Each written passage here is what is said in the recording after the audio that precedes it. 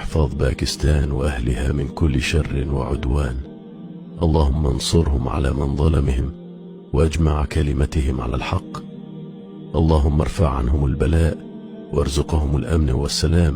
اللهم وحد صفوفهم واقمع أعداءهم يا قوي يا عزيز. اللهم اجعل باكستان حصنا للمسلمين وأرضا مباركة، آمين يا رب العالمين. اللهم احفظ باكستان وأهلها من كل شر وعدوان.